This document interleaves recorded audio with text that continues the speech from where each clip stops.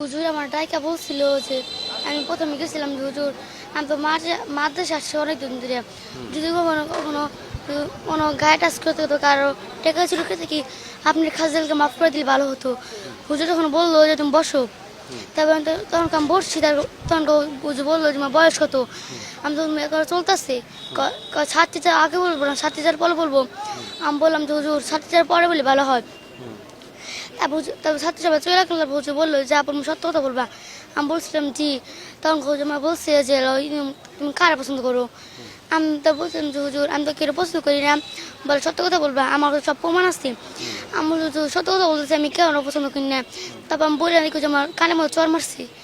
তখন আমার বাধ্য হয়ে বলতে হয়েছে। তারপর আবার জিজ্ঞাসা করছে তুমি কাল লজ্জা স্নান হাতাহাতি করছো আর তোমারটা কি হাতাহাতি করছে। তা আমি বলি না যে হুজুর আমি এগুলো করি নাই।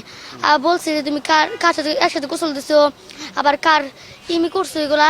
তারপর আমি এগুলো কি বলছিলাম হুজুর আমি তো এগুলো কিছুই করি নাই আপনি আমার কি জিজ্ঞেস করতেছেন সত্য কথা বলবি তুই তো করে কথা বলছি।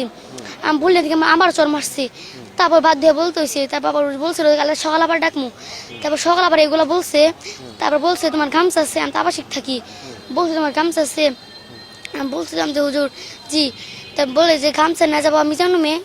তারপরে মিজান যাবো বড় খুলে আমি বলছিলাম যে হুজুর এগুলো করা আছে না করে ফেলো আর মাফ করে দাম আমি আর জীবনে এগুলো করবো না চোখ কে মাফ থেকে মিজান বড় খুলে যা। তারপর মিজান বড় খুলে গেছি। তারপর হুজুর বলছে চোখ বান্ধু আমি বাদ দিই নাই বান্ধি বাধ্য হয়ে বাঁধতে হয়েছে। হুজুর অনেক জোর করছে। তারপর আমি বাঁধছি তারপরে সে পেন খুলে ওরকম করছে। একটা মেয়ের করছিল মিফসা ওরে চুমা দিচ্ছিল মানে আমার চাচা বোন বলছিল কিতাবখানায় পরে ওরা ফোন দিয়ে পেশা আনছে।